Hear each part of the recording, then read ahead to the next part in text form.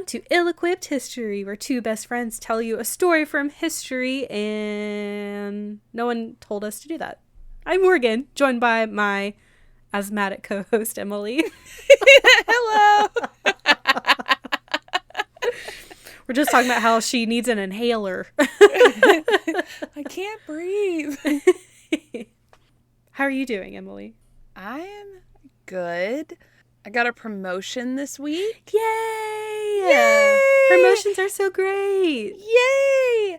And I got a new sign that says on air. It's very official looking. It's very official. We're actually podcasters now because we have signs. So yes. That was what, that's what we were waiting on to be official. I just need to put my sign up, and then we'll both have neon signs that say on air. Okay, I love it. How are you? I'm good. I have to say, this topic that we're going to go over today has been in my brain, and I literally can't think of anything else until I get it out of my brain. I feel that. I'm sure you've had episodes where it's like this. I have. I'm living in this world and I need to tell you about it, so I won't be able to get out of it immediately because this is going to be a two-parter. Yeah, this episode is way too much for one episode, and I realized that 3 days ago when I started researching this, and I was like, this seems like an interesting topic. I found a documentary series about it on Discovery Plus, and I was like, this seems interesting. And I watched all 4 episodes of this documentary series, and I was like, this is going to be a lot more than one episode. And just for this part one, I have more than 15 sources. Oh my God. Because this story is huge. Do you ever feel like you watch one of those documentaries and you're like, I need to talk to someone about this right now? Like, I need to call a friend. Like, Kyle has heard like bits and pieces of the story since like Saturday. And he was like, oh, this seems really cool. And I was like, yeah, like, I think it'll be interesting. And then I got like half through one episode. I'm like, oh my God, Kyle, this and this and this and this and this. And then the next episode, oh my God, this and this and this. Like, Kyle, listen. So he knows like some of the story. But this is wild. So we're going to go into our skit, and then I will reveal, the audience already knows because of the title, but Emileigh, I will reveal to you what this topic is about after our You've skit. got me pumped. Ooh, it's so crazy. Okay, let's get started. Okay. It's the evening of June 17th, 1972. The nighttime security guard, Frank Wills, has just started shift. Have fun on your shift, Frank. Thanks, Joe. Have a good night. He walks down the hallway to the stairwell on the first floor when he notices something odd. What is that? It looks like tape. Why is it around the latch like that? Weird. He removes the tape and continues on his rounds. When he returns about 10 minutes later, he sees tape on the door again. What the hell? Who's here? No one else should be in this building. Frank immediately calls the police. SWAT shows up shortly after. You said you think there's a burglar here, sir? Yes. I found tape around the door latch leading into the stairway. I thought it was weird, and when I came back, there was more tape on the door. Someone's here that shouldn't be. I think they're trying to steal something. SWAT starts sweeping the building. There is tape on every stairwell door from the basement to the 6th floor. The team goes down the hallway, where they eventually find 5 men in rubber gloves with espionage equipment. The consequences from this night will affect not only American politics, but American history. What? Where are we? Today, we are talking about the Watergate scandal.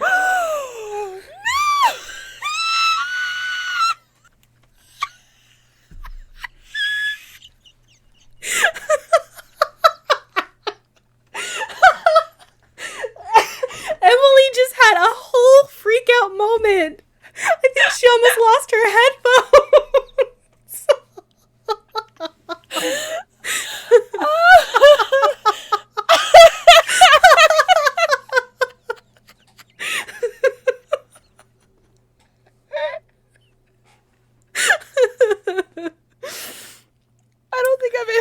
got excited about Watergate.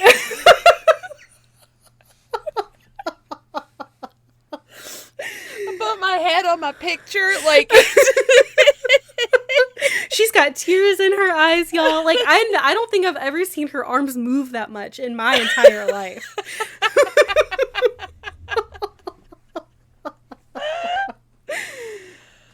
Oh, Watergate. Oh, man. Oh, I'm really extra pumped now. All I have to say, holy shit. Like, I have kind of tangentially known about Watergate.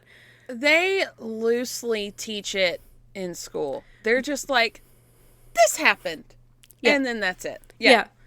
There is not really, they're like, yeah, this was a scandal. Yeah, Nixon was the president. He was impeached. He resigned. That's it. But oh my God, this story goes it's so wild. It's so crazy. Like, I'm so excited. So before I jump in, I just want to say the documentary series I watched that really got me sucked into this story. Let me scroll down to what it's called.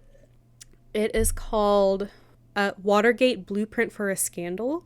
It's a 4-part documentary series by CNN, and it's on Discovery Plus. And it was just produced and published or aired in like 2022. So it's pretty recent. It has a lot of the guys that were involved in the story. And it's a really good documentary. It really sucked me in. So I tried to kind of get this more into like more of a chronological timeline. I will be jumping back a little bit when I start part 2 next week. Okay. Just from where I'm stopping the story today. And then next week I'll pick up and we'll do a little bit of backtracking before we move on with the rest of the story. So, are you ready, Emileigh?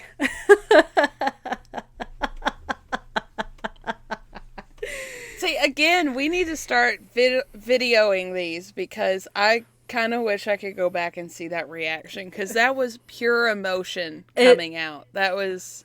I could reenact it for you if you want. Please. I couldn't hear you because the speaker stopped working. I guess you were screaming, but it was a lot of this.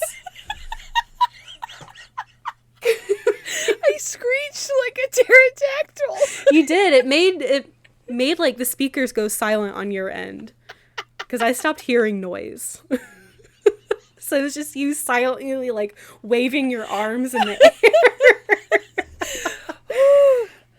Okay. Yep. I'm okay. Okay. I am calm. Let's go. I am calm. I've always wanted to... I'm so excited. I want to say I'm so excited because I always wanted to know more about it. Like, I know there's a scandal. I know, like, someone broke in to get something and to look. But it's one of those things that, like, we know what happened, but I never looked up more. Right. And I'm very excited. Okay. Well, I'm glad you're excited because I'm about to tell you not every tiny minute detail, but pretty much everything that I could find. Like, again, I used more than 15 sources for just part 1. Honestly, I haven't even finished part 2 yet. I know, like, generally what happens, but I want to do a deeper dive with everything that happens in part 2 because it's a lot. So, to start off, we're going to talk about Mr. President himself, Richard Nixon. I'm not going to go into his biography. I'm only going to talk about, like, the political side of things. Okay. I'm not getting into his life story. His political career kind of starts in high school when he ran for school president, but he lost to a more popular student. Oh, no. Which may be kind of a theme for his life. After he graduated from Whittier College, which was a smaller university or college, he got a full ride to Duke University Law School. And he was a lawyer for a while in his hometown. He eventually moved to Washington, D.C. He worked for Franklin Roosevelt's Office of Price Administration. And the thing about Richard Nixon is that he has always been a very staunch conservative Republican. He is not a fan of the more liberal ideas. He was not a fan of Franklin Roosevelt's New Deal. Did not like it at all. And that's not, like, he did incorporate some more, like, social programs later on, which I'll get to. But like, kind of a theme throughout his political career and his presidency, he does not like the left wing at all. Okay. He eventually quit working for FDR's administration and he joined the Navy. He eventually ran for Congress. He won against long-term Democratic Representative Jerry Voorhis, and he accused Voorhis of being sympathetic to communists. And this is in like the 50s when the big Red Scare was happening. Is this like McCarthy era? Yes. And okay. Nixon was actually on the House Un-American Activities Committee, which accused a bunch of congressmen, congresspeople, political figures of being communists. Okay. And was like trying to root out like which are the communists and communist sympathizers. So he was really involved with that. And again, and that was another theme throughout his career as well. So this was in like the 40s. In 1950, he ran for Senate against Democrat Helen Gahagan Douglas. Mm-hmm. And while he was running against her, his campaign party was spreading unfair representations of her previous voting tendencies. Mm-hmm. And this earned him the nickname Tricky Dick. I couldn't figure out if he won or lost that election, but it also shows a pattern of him being unscrupulous when going against political opponents. Okay. He eventually, in 1952, he won the nomination for vice president for Dwight D. Eisenhower. Before the election, though, it was revealed that Nixon had a secret fund that was allocated from campaign donations 2 months before the election. So he had like a secret fund for himself. Not good. So to kind of save face, in September of 1952, Nixon gave a national address saying, yes, he did have a secret fund. No, he did not use it improperly. And actually, the Democrats are the ones you need to worry about. Look at their snooty wives and all their fur coats. My wife is a good Republican lady and has a cloth coat. Coats. Yes. And the only political gift we ever got was a Cocker Spaniel puppy for my 6-year-old daughter, who she named Checkers. I like Checkers, though. And this speech became known as the Checkers speech because of that. And that was his closing line for his speech. Anyway, people moved past it. He was allowed to stay as the vice president nominee. And then when Eisenhower won the presidency, Nixon was the vice president for 2 terms. Okay. While Eisenhower was president, he got really, really sick. He had like a stroke and a heart attack. So Eisenhower was still president, but Nixon was like kind of doing more behind the scenes. He was making sure Eisenhower's policies were being passed, like the 1957 Civil Rights Bill. And because of Eisenhower's health issues, he and Nixon created a policy about how, like, what the vice president's responsibilities and powers would be if the president was incapacitated, like for illness. And this actually made its way into the 25th Amendment of the Constitution, like the powers of the vice president. In 1960, Nixon ran for president against John F. Kennedy. And this was I think it was the first televised presidential debate. And Nixon was super sick. He was like recovering from the flu. Oh no. Was super tired and weak and like sweaty, and it was just kind of a mess. So, and he didn't want to put a bunch of makeup on because he didn't want people to think that he was trying to compete against John F. Kennedy's looks. Because John F. Kennedy was like, we know John F. Kennedy. He was young, he's attractive, tan. Yeah. Emileigh's giving like a nod. She's like, yeah. Yeah. Yeah. He had the hair and all that. He had the hair. Yeah. So, and it was very interesting because according to TV viewers, Kennedy did much better in the debate. But according to radio listeners, Nixon did much better in the debate because they didn't have like the bias of looking at his pale, sweaty, gray suitness against like John F. Kennedy's more like vibrant appearance. That's really interesting, and I feel like that could be a psychological study. Absolutely. Of some form.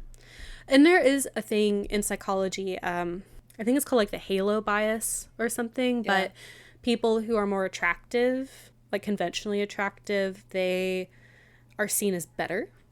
They're seen as better people.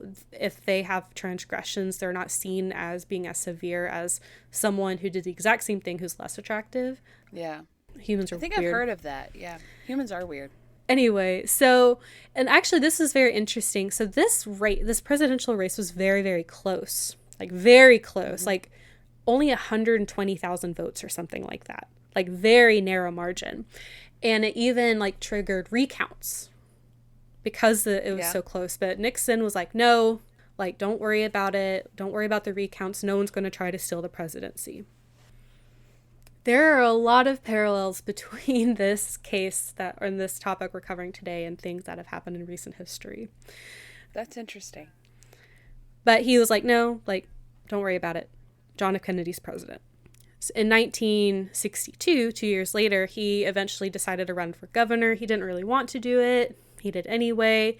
This wasn't really the best idea. He was accused of running for president to better, like, local election opportunities.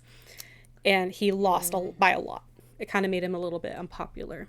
After this, Nixon moved to New York City and kept to himself, but eventually decided to run for president again in 1968. And this time, there was a lot of shit happening in the U.S. Vietnam was going on. The Cold War was in full swing. And the Democratic Party was really a mess because at this time, Robert Kennedy had just been assassinated. And he was like one of the front runners for the presidential election. So everything's kind of a mess. And Nixon was described as a, quote, calm amidst the storm. He was seen as like a steady figure, unflappable, and he promised an end to the Vietnam War.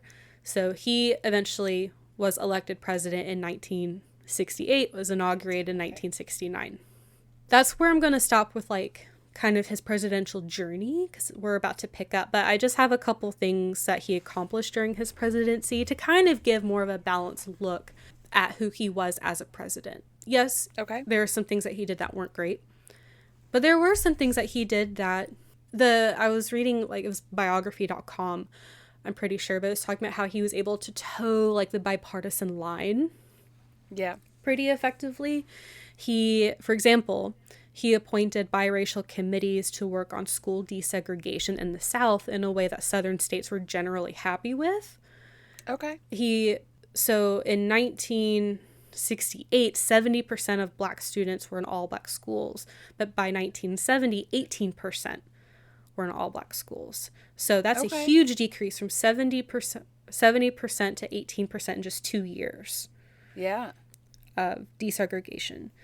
He appointed a lot of women in his administration, which was not really common at the time, and he created a presidential task force on women's rights to work on cases of discrimination.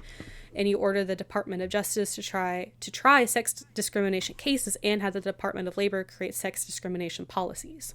That's pretty good. Yeah. Honestly. Yeah. He put in place the Family Assistance Plan, which provided cash to low-income families instead of the programs that were already in place, like food stamps and Medicaid. And everyone hated this idea. Like, both bipartisanly, people hated this idea. So not everything was a winner. And then he advocated for the Clean Air Act in 1970, and he established the Department of Natural Resources and the Environmental Protection Agency. Wow. But he also tried to quash the Clean Water Act because the budget got too big.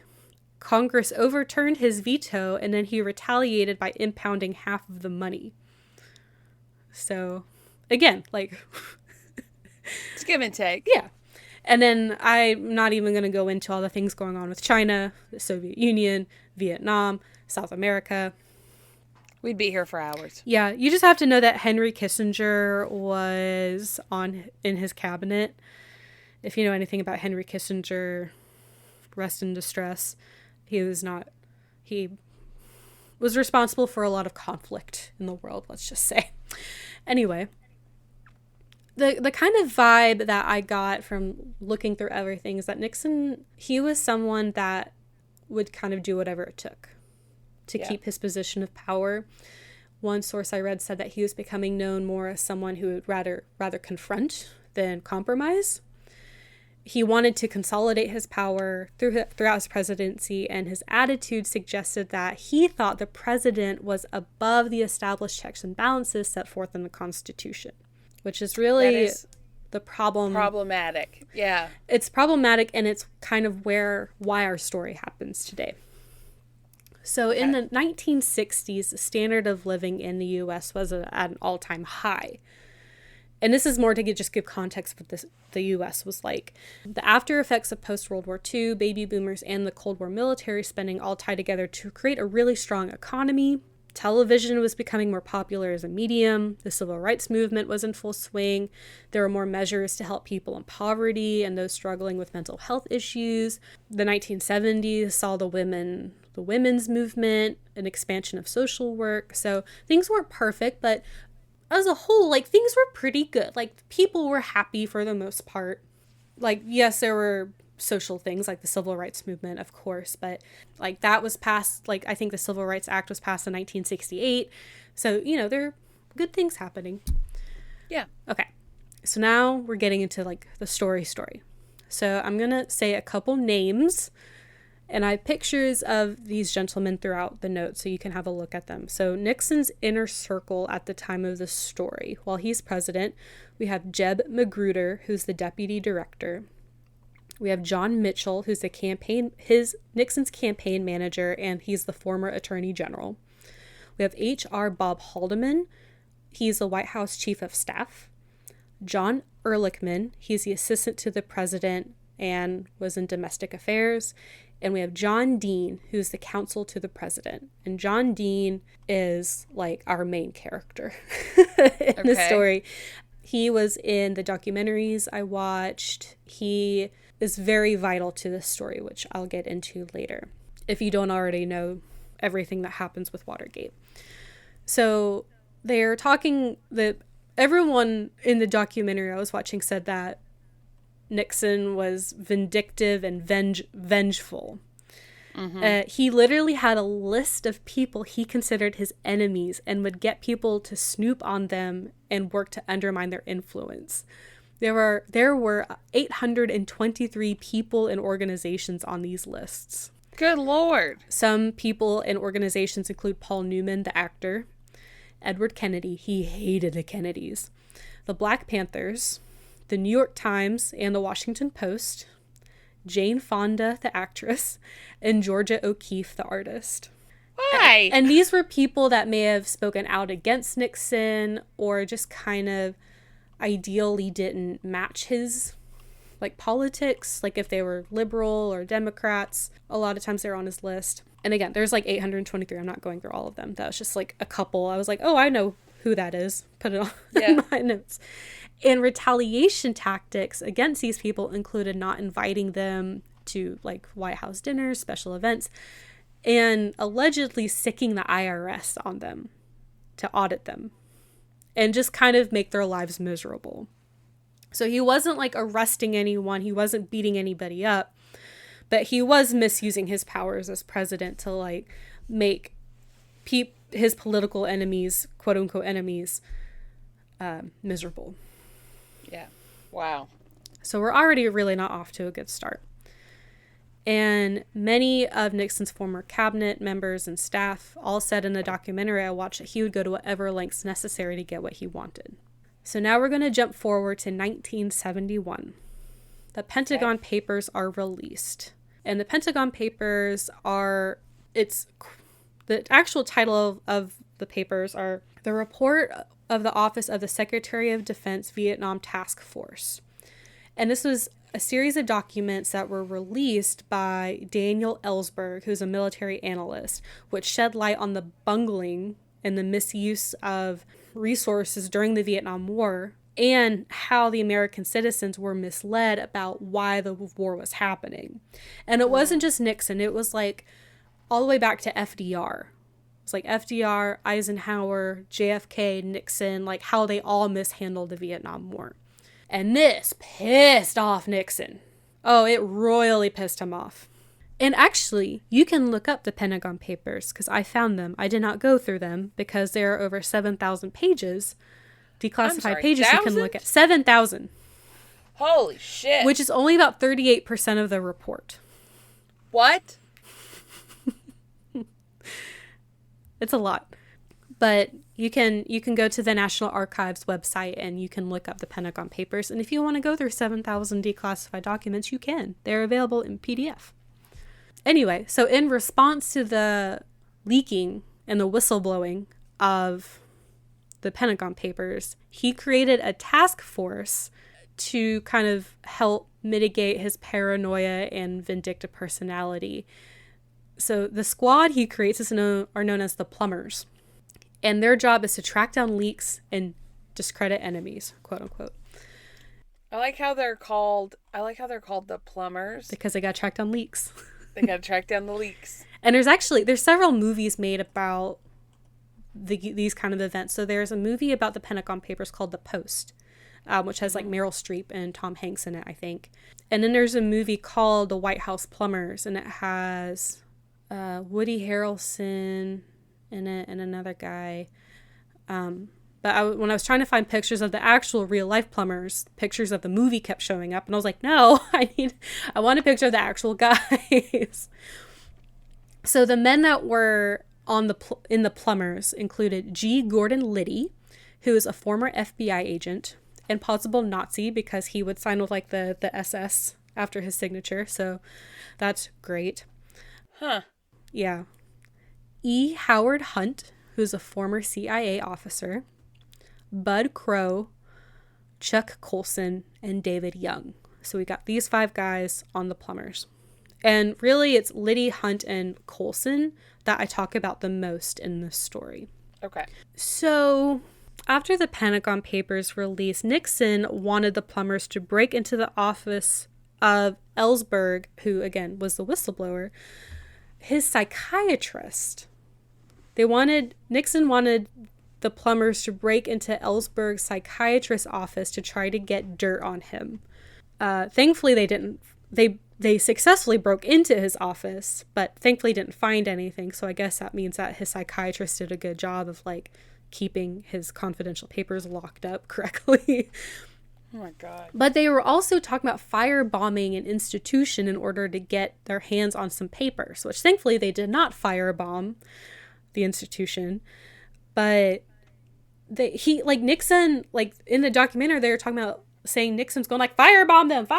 When are we going to firebomb them? Like, was really advocating for this. I feel like there's a point where being able to do anything to reach your goal is no longer like a good thing. Mm-hmm. And it's like a bell curve. You've hit the peak and now you're on the downward slope. Yeah. It's not good anymore. And when you are the most powerful man in the United States, that power can get to your head very easily, for sure. And it did. For sure. Power corrupts. It absolutely does. So now Nixon is up for re-election in 1972. He has a committee that he created called the Committee for the Re-election of the President. And in the documentary, everyone always said like the full name, but its acronym was CREEP. So I will be saying CREEP when I'm referring to the Committee for the Re-election of the President. As you should be. I don't know why more people didn't. I hope I don't get sued. Honestly. This is amazing. CREEP. And it was known that its acronym was CREEP. Like that was its official acronym, which is very funny to me. They could have come up with so many different things. I agree. Like re-election committee for the president. Like you could reword it in so many different ways. Or like you could do president's re-election committee. Like prick. I don't know.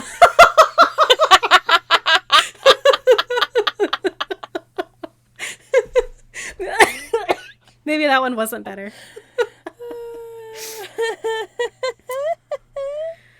Oh man. So anyway, we've already established that Nixon's willing to do whatever it takes to be president. Right. So while he's running for re-election, there's a very prominent Democratic nominee named, I thought I wrote his name down. I think his name was Muskie.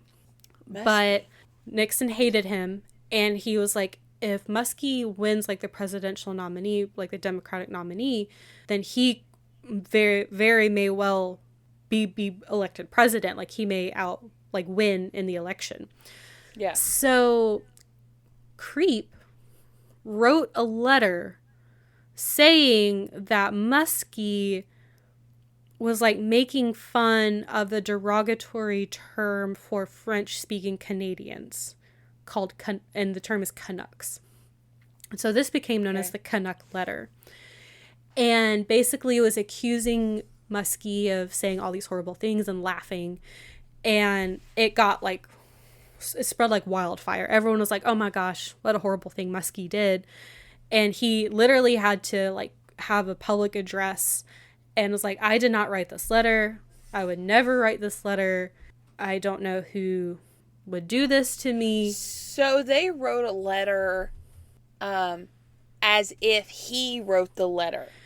Not that he wrote the letter. It was, they wrote a letter saying that they were a person who witnessed Muskie saying all of these things. Okay. And while he's doing this address, like it's snowing, he's outside, and the snow is like melting on his face, and it makes it look like he's crying. And everyone's like, oh my gosh, look at this weepy guy crying, saying he didn't write this letter. He wasn't involved in this situation. No one knows if he was actually crying for sure or not, but he was pissed off. But because of the negative backlash that he got from this, he ended up withdrawing from the presidential race. Wow. Yeah. So again, like whatever it takes. So now we're getting into the break-in. So G. Gordon Liddy, he's a plumber, and he's one of Nixon's top espionage agents. And Nixon had him in charge of creating ideas to like get the upper hand on Nixon's political opponents. And Dean in the documentary was talking about how Liddy came up with this one idea and he had this crazy plan about like essentially kidnapping like these like congressmen and like blackmailing them and using sex workers like get information out of them. Like it was a bonkers plan, and everyone was like, no, this idea sucks. This is too much. It's too much. So Liddy went back to the drawing board, and he came up with a second plan where a group of guys would break into the Watergate building, which is where the Democratic National headquarters, or not the Democratic National Convention headquarters was. They would break in, they would set up like listening devices, and they would get information that way. And Dean was like, y'all need to stop this. Like, this is a terrible idea. Don't do it. Left the room. And he wouldn't learn until afterwards that John Mitchell, who again was in Nixon's circle, made sure that this plan went through. So this was the plan. So now we go to the evening of June 17th, 1972, where we opened our skit. Well, I'm going to give you the names of the burglars. There's 5 guys. So we have James McCord, who's a former CIA agent, and he's the current security consultant to the Republican National Convention. Virgilio R. Gonzalez, he's a locksmith. Bernard L. Barker, a former CIA operative. Frank A. Sturgis, an associate of Barker's with CIA connections. And Eugenio R. Martinez, he worked for Barker's real estate agency and also had CIA connections. Wow. So they're not like, these aren't just some random guys. So these are the 5 guys that break into the Watergate headquarters. The target was Larry O'Brien's office. He was the DNC chairman, but they didn't, I've seen different things where they didn't know where it was. And so they just like kind of use an empty building or an empty room, but then also that they were in the office next to his. So I couldn't really get a clear picture which one it was. Okay. But I don't think they were in O'Brien's office. And apparently they had broken in earlier, from what I kind of pieced together. They'd broken in earlier, planted a bug, but then they had to come back in and replace the bug because it was defective. And it was this night that the break-in occurred. But they were going to plant more bugs in different rooms, and they had a bunch of other equipment, which I'll get into in just a second. And additionally, they had a lookout guy who had a walkie-talkie and was like their lookout. And on this evening, like everything we talked about in the skit Frank Wills was doing his patrols. He found tape on the doors. He called the police. They came. And the lookout is seeing all this happening. And he's like, guys, you got to get out of there. The police are here. McCord had turned the sound all the way down on his walkie-talkie and didn't hear the lookout guy telling them that the police were there. Oh, my God. So, again, everything that we talked about in the skit happened, and the police found the intruders at 2:30 a.m. The police had, like, their guns drawn when they found them, and then they were like, don't shoot, and they surrendered immediately. On the burglars, police found, this is not a direct quote, I omit Paraphrase? some words here and there, but yeah, for the most part, it's a direct quote from the original Washington Post article detailing the break-in by Alfred Lewis. Quote, 2 sophisticated devices capable of picking up and transmitting all talk, including telephone conversations, lockpicks, and door jimmies, almost $2,300 in cash, most of it in $100 bills with serial numbers in sequence, 1 walkie-talkie, a shortwave receiver that could pick up police calls, 40 rolls of unexposed film, 2 35mm cameras, and 3 pen-sized tear gas guns. And all 5 men were wearing rubber surgical gloves. Oh my God. Yeah. That's so much. They literally had spy kits. They're spy kids. I know. So they get caught. They get arrested. Dean is in the Philippines when all this is happening, like doing like a mission. Pissed, I'm something. sure. He comes back. He learns this happened. He's like, what the fuck? I told you guys not to do this. So now he has to do damage control because he works for the president. He's the president's counsel. So he's like, okay, I guess I gotta get in here, gotta figure out how to like kind of keep this quiet, make sure this doesn't get back to the president. Liddy, who was a plumber, he came up with the idea. He went straight to Dean and he took responsibility for the botched espionage. So Dean was like, okay, like, I appreciate you coming to me. We need to get a criminal attorney to help us figure out what we need to do to cover our asses. Right. So Dean goes to Ehrlichman, who said that we don't need a lawyer. We'll just deny any accusations that come our way. We had nothing to do with this. It's fine. And everyone in the White House went along with it. Well, if you do something stupid and the law is involved, the first thing you do every time is get a fucking lawyer. I know. I don't understand why these people think that they don't need a lawyer when they did something so incredibly stupid. Yeah. That just because they're associated with the president of the United States, that they're not going to be tried. Like looked at. Yeah. Like. Yeah. And and like the defense lawyer wasn't even for the guys that got caught. This was for the higher ups and making sure like Ehrlichman, Haldeman, Dean, this president, everyone else was like covered. You know. Yeah. They're like, okay, those guys are caught. Like we're just gonna like they'll be our scapegoat. Sorry. Like okay, yeah. they're left for it.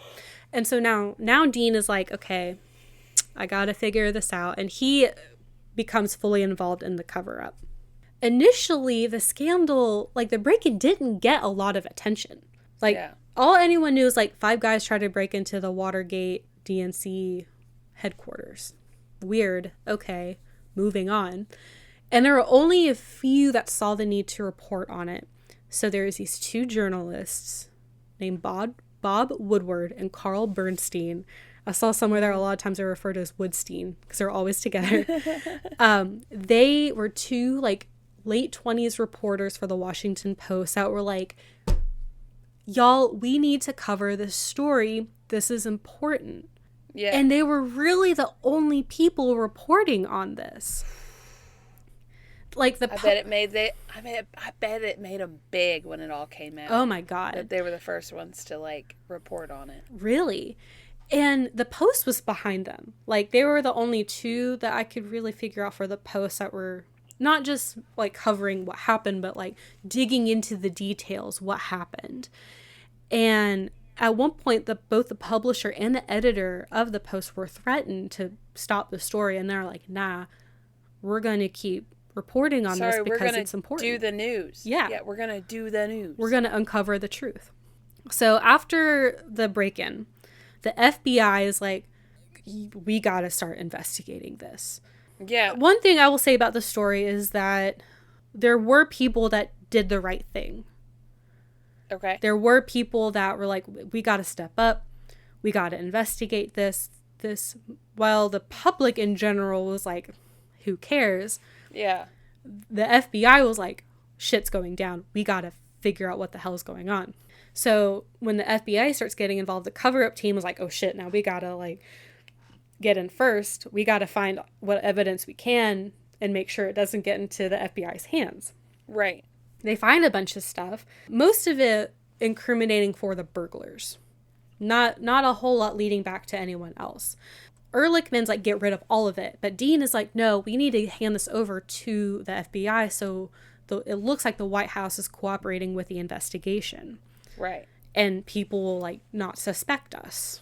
And at this time, Dean is starting to understand just the way that everyone's talking to him, that he is starting to be set up as a scapegoat if and when this whole thing starts to crumble. But Dean said not to. He said not to, but he's doing his job. And he, in the documentary, he said that he was like, I wish because he was feeling uneasy about the position he was in before all this happened. And he wanted to quit, but he was like, no, I work for the president. I'm his counsel. This is a big opportunity for me. And I don't want to let anyone down. Right. And in the documentary, he was like, man, I wish I quit at my first bad feeling. I would have gone to another job. I wouldn't have been involved in this. But none of what came of this would have happened either if John Dean had not been involved. The reason that John Dean realizes he's being set up as a scapegoat is that one day Nixon has a press conference saying that he has a team leading an independent investigation, and his own counsel, John Dean, found that no one on the White House staff was involved. Everything was fine. It was just these 5 guys. Came out and said, John Dean wrote a report and found that we are not involved. So John Dean is like, shit. I didn't write that. I didn't say anything. He's setting me up. Because if things fall apart, I'm going to get blamed for not doing my job or being an insider or just straight up lying. At one point, a journal is found in the possession of one of the burglars that has Howard Hunt's name and number. And Howard Hunt, again, is one of Nixon's plumbers. Okay. And he was in on the Elson break-in and the psychiatrist office break-in. The FBI investigators find it, and Woodward and Bernstein get their hands on this info, and they call Hunt. They're like, do you have anything to do with this? And he hangs up on them. Sus. Yeah. Don't be suspicious. Don't be suspicious. Additionally, the Post journalist, Woodstein, they learned that there's a lawsuit in Florida going on because one of the burglars tried to catch a $25,000 check that they're able to trace back to Creep. Maybe do all your dealings in cash if you're going to be shady. Right. So now that a presidential committee is found with ties to a $25,000 check going into a burglar's bank account, the House Banking Committee, House of Representatives Banking Committee, gets involved to investigate these shenanigans happening. And it's brought to light that Liddy and Hunt are also tied to the break-in. Ooh. So just a few days after the investigation starts, 7 people are indicted. The 5 men involved in the burglary, Liddy and Hunt. Wow. So Bernstein and Woodward are like, oh shit, this is crazy, but these can't be the only guys. There has to be more. So now they start getting information from an inside source. Deep Throat. What? Deep Throat. That's the inside source? Mm-hmm. That's who they called themselves? No, they didn't call themselves that. that's the name they got from the media. They were not a fan of this nickname. Who would be? Yeah. You threw me so off guard when you said Deep Throat. I was like, that sounds inappropriate. Yes, Deep Throat. Anyway, we'll move past that. Yeah.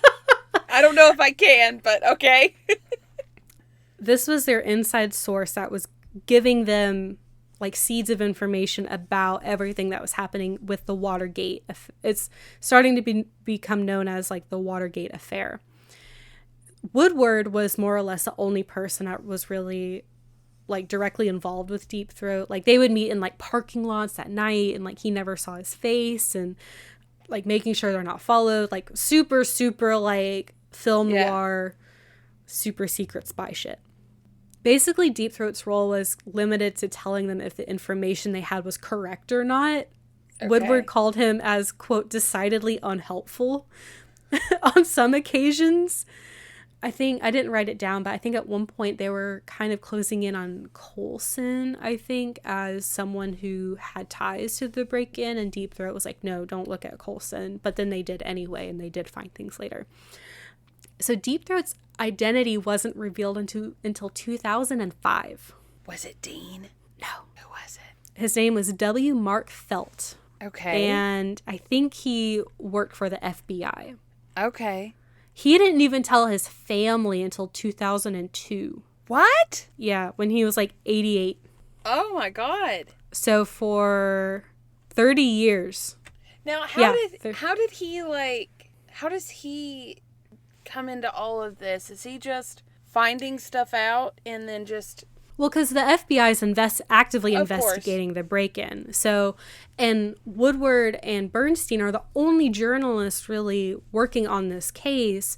And so Deep Throat is like giving them little bits of information to get out there. Okay. Not enough to like jeopardize the case, not enough to like affect the investigation, but enough to start trying to get the public's awareness to like the seriousness of this case. Like this is like, if higher ups in the White House are involved in this, it means big. It's big.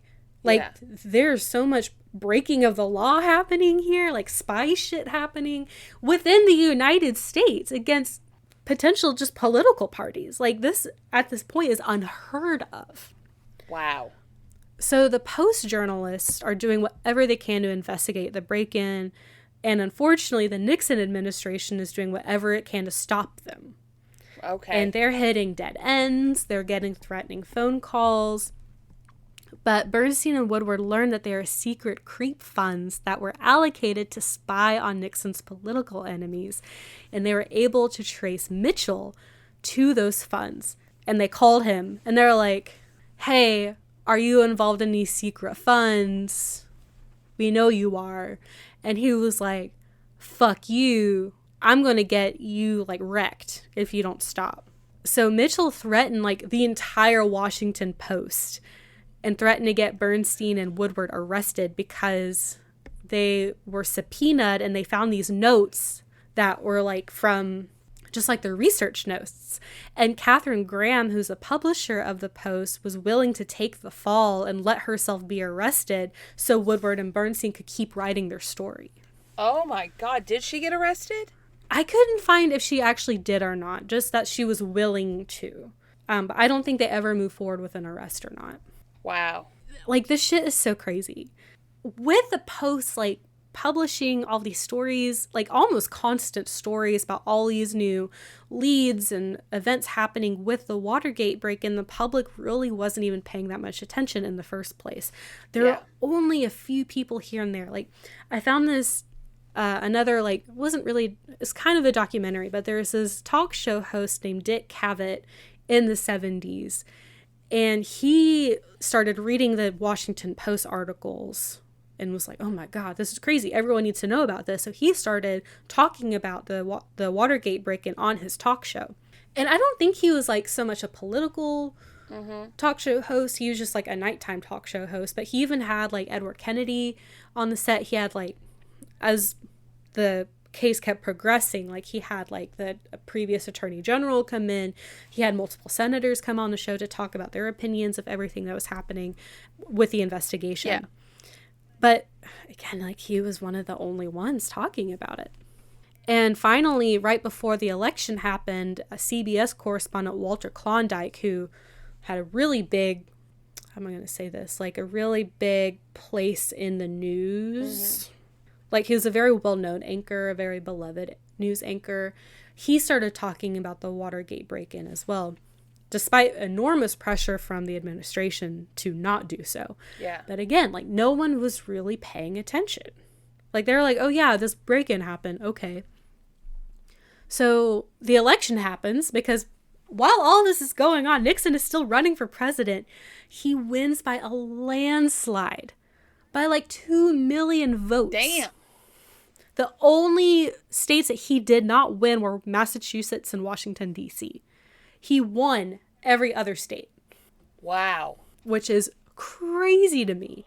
But I mean, when you think about it, like everything I talked about in the beginning, like he did a lot of things, like had programs and policies that seemed to really benefit the American people. So I would understand why he was so popular and was reelected so easily. So after the election, Colson, who was a plumber, told Dean that the money they were expecting to come through to pay off the burglars wasn't coming, and this needed to be taken care of. And Hunt had already been paid $200,000 and was demanding more. And Colson recorded this conversation between himself and Hunt and pretended like he had no idea what Hunt was talking about. It was like, who are you? What money? I don't know. And memos were sent out between Colson, Dean, and Magruder to figure out what to do about the money. It's just messy. John Dean starts taking a more active role in the cover-up, in part to take care of his own skin. He had just gotten married. He didn't want to go to prison. So he was like, okay, you know, it's after, like, the election's over. We'll just do it for a little while longer and everything will blow over. It'll be fine. Yeah. Spoiler alert, it was not fine. Not fine. Mostly he was waiting till after the trial of the burglars, of the 7. When then he found he found some of Hunt's notebooks that had all kinds of evidence in them about the break-in, about higher-ups, and Dean shredded and burned the notebooks and destroyed all that evidence. Yeah. On December 8th, 1972, Hunt's wife was killed in a horrific plane crash. Oh, no. Like 400 people died, I think, in this plane crash. It was really horrible. And this made Hunt want to figure out how he could be granted clemency, which is, it could be like a pardon. Yeah. He told Colson. Colson told Ehrlichman, and Ehrlichman said, don't mention this to Nixon. And Colson went and told him anyway. And this will come back in just a second. Yeah. So now we get to the trial, January 8th, 1973. So just a month after this. Barker, Gonzalez, Martinez, and Sturgis, who were the 4 besides McCord involved in the burglary, and Howard Hunt all pled guilty. I could not find what they pled guilty to, but they all pled guilty. Okay. So they did not have a trial. McCord and Liddy pled not guilty. They went to trial, and they were both eventually convicted of conspiracy, burglary, and wiretapping. The judge acting on these cases was John Sirica, or Sirica. It was pronounced both ways. So he was like, something's weird about this. It's weird that just the burglars and like 2 other guys were implicated in this. This seems like something that goes up way higher than just these random dudes. Right. What about the people that hired them? Yeah. Who are they? What's their deal? And it got to the point where he felt that the prosecuting attorney was not asking good enough questions. So the judge started like addressing the witness on the stand, like asking them questions. Like, what's happening here? What's going on? And Sirica had a gut feeling that the White House or someone in the White House was behind this. Yeah. Following the trial, Dean became Nixon's point person in the cover-up and in the investigation of what was becoming known as the Watergate affair, like I said. Not just the break-in, but people are starting to be like, okay, there's something else happening here. Right. Hunt reached out to Dean and demanded $120,000 to keep quiet. Again, he's already gotten $200,000.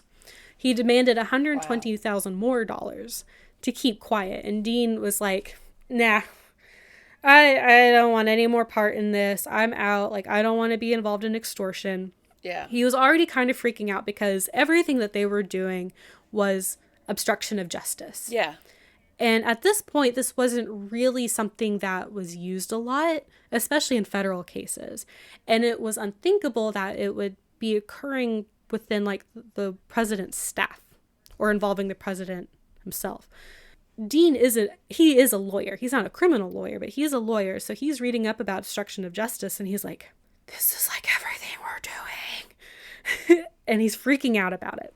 So Nixon, Haldeman, and Dean were all discussing money. They were discussing the clemency that Hunt wanted. And eventually Nixon was like, okay, we'll find the money, but we're not going to grant Hunt clemency, but we can pay him off. Dean tried to appeal to Nixon to stop this nonsense. He was like, well, this has to end. He met with him and tried to get him to see reason. Yeah. He was like, we would need insane amounts of money to pay off all these people. Like, they're going to break. And Nixon's like, how much money do we need? And Dean's like, I don't know, $1 million. And he was like, I can get you $1 million. So I actually have a clip of this conversation that I'm going to play for you, Emileigh, and I will include in the episode. I think it's fair use, so I won't get knocked for copyright. Well, let me give you my overall first. Your judgment as to where it stands. I think that there's no doubt about the seriousness of the problem we've got. We have a cancer within, close to the presidency, that's growing. It's growing daily. It's compounding. It grows geometrically now because it compounds itself. That'll be clear as I explain, some of the details of why it is. And it basically is because, one, we're being blackmailed. Two, people are going to start perjuring themselves very quickly that have not had to perjure themselves to protect other people and the like. And that is just, and there's no assurance that won't bust. So let me give you the sort of basic facts, talking first about the Watergate, and then about Segretti, and about some of the peripheral items that have come up. First of all, on the Watergate, how did it all start? Where did it start? It started with an instruction to me from Bob Haldeman to see if we couldn't set up a perfectly legitimate campaign intelligence operation over at the re-election committee. Not being in this business, I turned to somebody who had been in this business, Jack Caulfield, who was, I don't know if you remember Jack or not, he was your original bodyguard before they had Canada Protection, an old New York City policeman. Jack had worked for John and then was transferred to my office. And I said, Jack, come up with a plan that, the normal infiltration, and buy information from secretaries and all that sort of thing. He did. He put together a plan, was kicked around, and I went to Ehrlichman with it, and went to Mitchell with it, and the consensus was that Caulfield wasn't the man to do this. In retrospect, that might have been a bad call, because he is an incredibly cautious person and wouldn't have put the situation where it is today. Right after rejecting that, they said, we still need something. So I was told to look around for somebody that could go over to 1701 and do this. And that's when I came up with Gordon Liddy, who they needed a lawyer. Gordon had an intelligence background from his FBI service. I was aware of the fact that he had done some extremely sensitive things for the White House while he'd been at the White House, and he'd apparently done them well. So I'm going to stop it right there because it goes on for about 3 more minutes. Okay. Were you able to hear what they were saying? It's really muffled in general. Yeah, kind of. That was Dean, right? Talking. Dean and Nixon. Yes. Yeah, what really stuck out to me is when he said, and I'm not going to get this right, but where he's like, I don't think you know all that I know, and these are things that only you can make decisions about, but I don't think you're seeing the biggest picture here. So it really did seem like Dean was like, for the love of Christ, would you just look at reason? Yeah. Well, and he even said this whole thing is a cancer on your presidency. Yeah, and it's expounding. And this is yeah. And this is known as the cancer on the presidency tape. Wow. And we'll get to tapes later. I'll talk about it more in part 2. Okay. But and the rest of the tape goes on to explain, like, Dean goes through each step of, like, what happened, the planning, the arrests, and how they're all implicated in it. Yeah. And you can hear Nixon be like, yep, this all sounds right. And he's like, I don't think you really understand the magnitude of the situation. Like, we need to do something about this. So, and it's 4 minutes, 30 seconds. You can find the clip. I found it. The link I used is on the Nixon Presidential Library website. Okay. And I was able to download it. So I will include that little bit that we listened to in our episode so you guys can hear it more clearly. But yeah, Dean is like pleading with Nixon. So McCord decided, so again, he is like the leader of the burglar group. McCord decided he himself had had enough as well. He was like, I'm over it. He wrote a letter to Judge Sirica and admitted that the defendants had all perjured themselves when they faced political pressure to lie under oath. He didn't name any names, but implied that the White House was involved. Ooh! So Nixon called Dean and was like, the exact thing that you predicted would happen has happened. Who would have thought? And Dean was like, yeah, duh, I told you. Like, Dean saw this coming from a mile away. He was like, this is exactly what's going to happen. These guys have perjured themselves. They're either going to break because the stress is too much, or they're going to keep demanding money. Like, this can't continue. So after all this happens, Nixon told Dean to go up to Camp David, which is like a presidential retreat in the wilderness. Yeah. New England. He was like, get out of here. Go figure out, like, take a week, figure out how to fix everything, and then come back. And Haldeman, as Dean was leaving, or when he was there and called him, Haldeman said, why don't you just write another report? Making a callback to how Nixon had said Dean had written a report saying that they were all clear. And Haldeman knew that the report was bullshit. He knew that Dean didn't write a report. He was just being an asshole. And then McCord throws Dean under the bus and says that Dean had prior knowledge of the break-in in his letter. So this is the final straw for Dean. While he's at Camp David, he realizes he's like, I need to think about what's important to me. I have my wife. I have my life. I can't keep doing this anymore. No. This lie, this cover-up cannot continue. He's got to come clean about everything.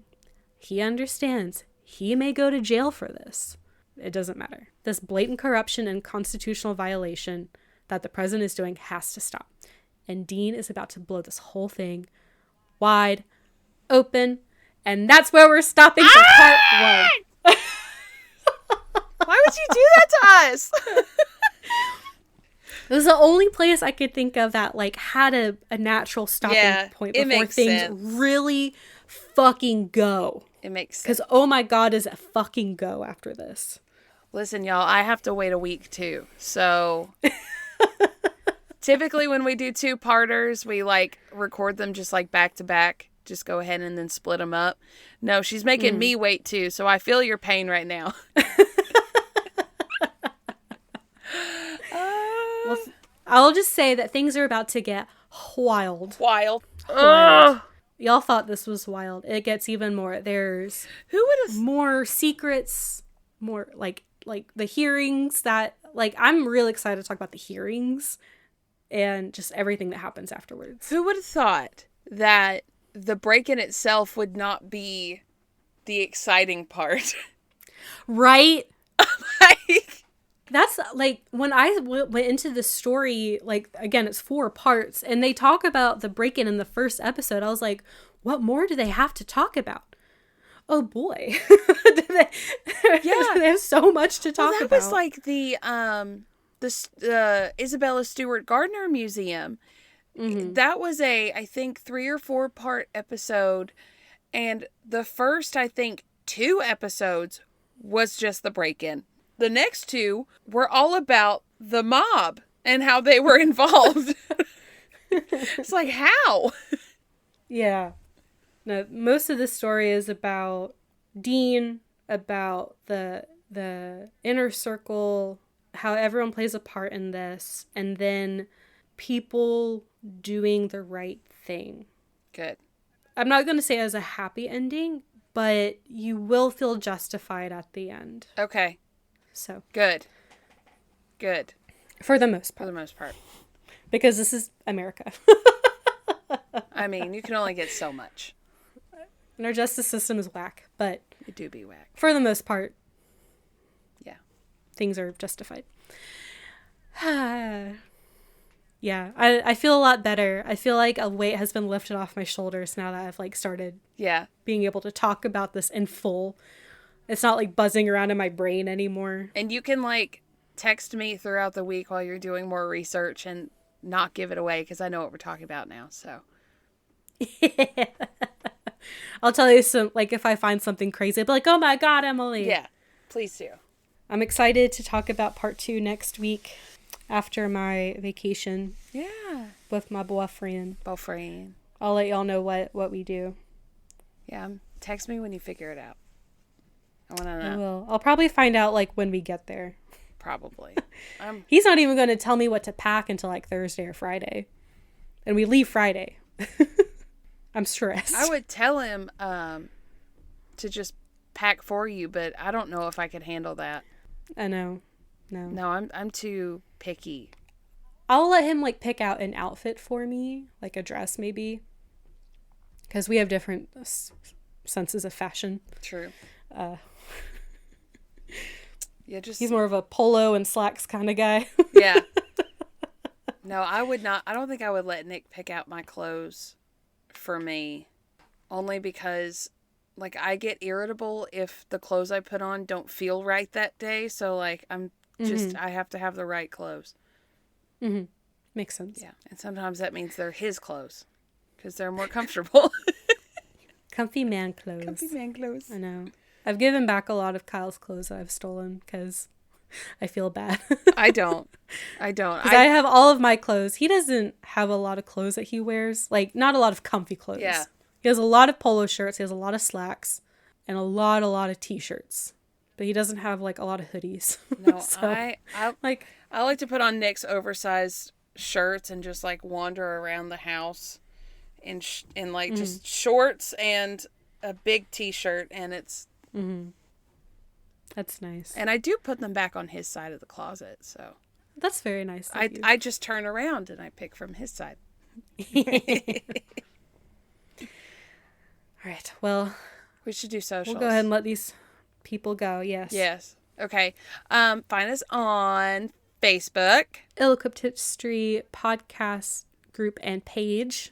I have to think about it every time. Yeah, I have to think about our socials every single time. Okay, so Instagram, At Ill-Equipped History. Gmail, Ill-EquippedHistory@gmail.com. TikTok, At Ill-Equipped History. and Patreon. Patreon.com/Ill-Equipped-History. We have bonus episodes. We have stickers.